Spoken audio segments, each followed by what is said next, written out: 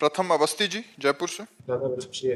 श्री हरिवंश महाराज जी, जब मेरा पहला जन्म हुआ था तब ना कोई पूर्व संस्कार थे, न ही मेरा मन प्रारब्ध के प्रभाव से मलिन था। मैं पूर्ण पहला रूप से जन्म नया जानते हो कैसे हुआ है?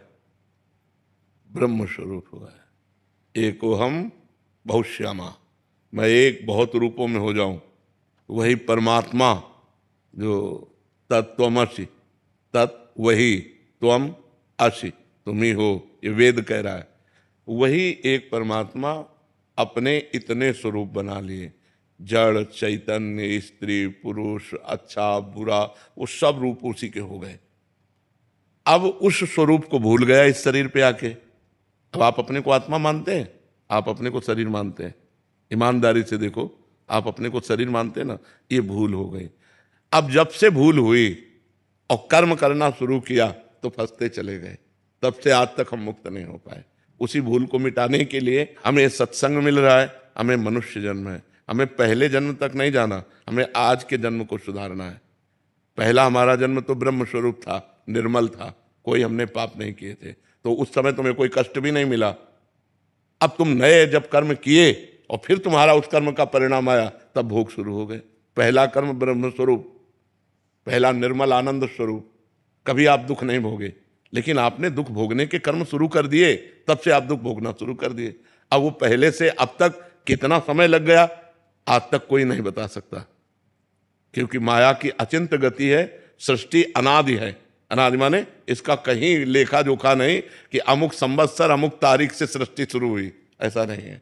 तो आज सुधारो, इस बात में विवेक लगाओ कि आज मेरा वर्तमान सुधर जाए तो भूत और भविष्य सब सुधर जाएगा। वर्तमान को गंदा मत करो, वर्तमान को पाप में मत लगाओ, वर्तमान को अज्ञान में मत लगाओ, वर्तमान को ज्ञान में लगा दो, वर्तमान को भजन में लगा दो, वर्तमान को परोपकार में लगा दो, तुम्हारा मंगल हो जाएगा। भूत और भविष्य की चिंता करने से हमारा वर्तमान नष्ट हो रहा है।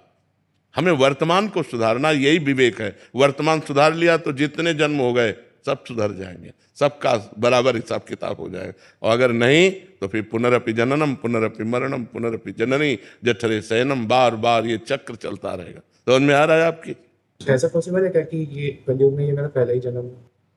नहीं, पॉसिबल नहीं, ऐसा पॉसिबल नहीं है। अनंत जन्म हो चुके हैं, अनंत जन्म। क्योंकि गीता में भगवान अर्जुन से कहते हैं कि तुम्हारा और हमारा ये पहला ही जन्म नहीं है। तुम्हें ज्ञान नहीं, लेकिन मुझे ज्ञान है।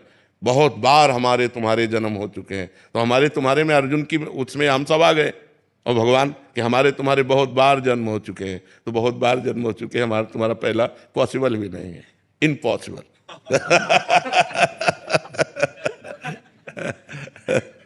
पल्लव जी बिहार से। राधे राधे महाराज। महाराज जी, भगवत प्राप्त और जन्म जन्म मुझे दीजिए वृंदावन को वास में क्या अंतर है?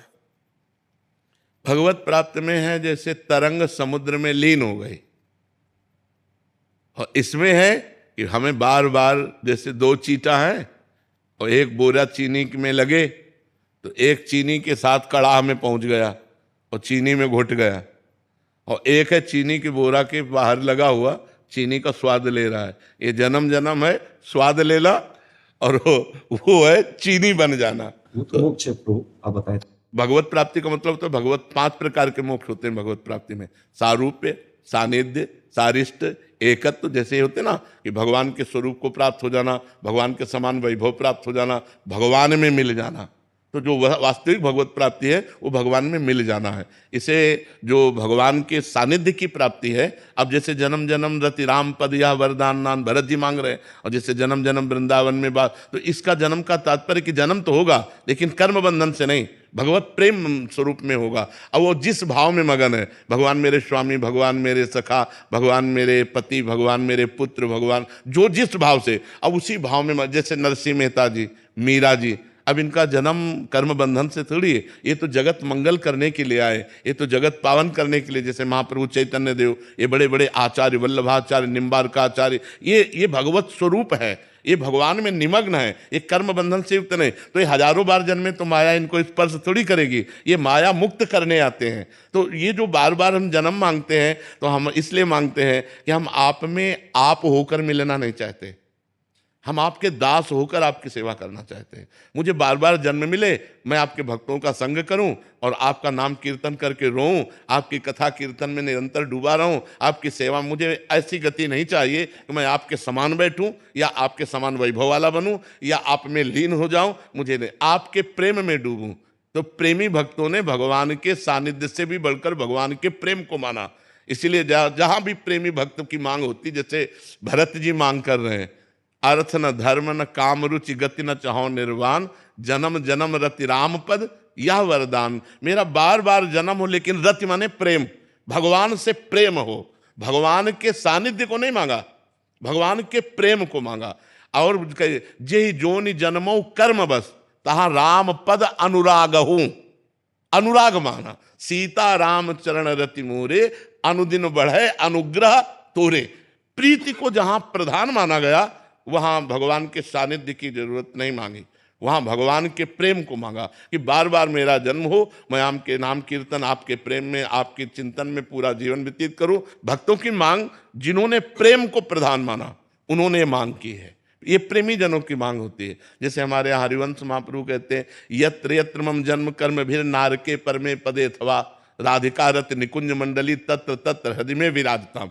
मेरे कर्म के अनुसार मुझे नरक मिले या परम पद, मुझे इसकी परवाह नहीं, आप जो दे देना, लेकिन आप अपनी मंडली सहित, हे प्रियाजू, मेरे हृदय में स्फुरित होते हो।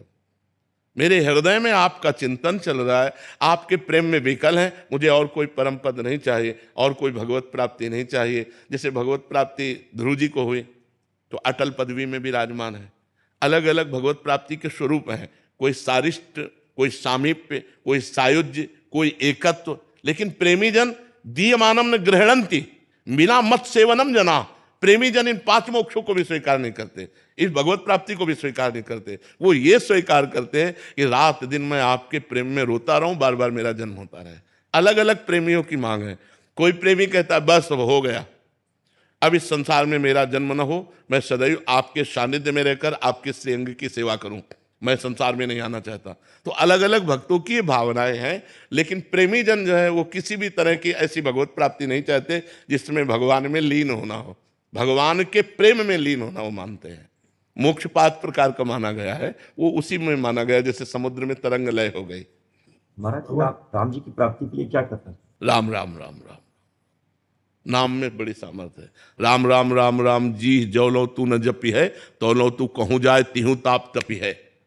आगे बड़न छूटबे के जतन विशेष बांधे जाएगो, वही है विष भोजन जो सुधा सानी खाएगो। राम राम राम राम जी जौलो तू न जपी है, बस नाम जप करो, नाम जप करो।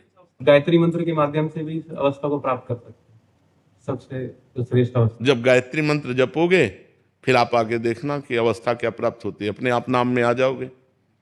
आप जप के तो देखो, क्योंकि हमने गायत्री मंत्र का अनुष्ठान किया है। ब्राह्मण के घर जन्म हुआ तो नैष्ठिक ब्रह्मचर्य में पुरस्चरण गायत्री का अनुष्ठान किया, तो उसका फल यही आया है। गायत्री ब्रह्म स्वरूप है ना, तो उसका फल यही आया है।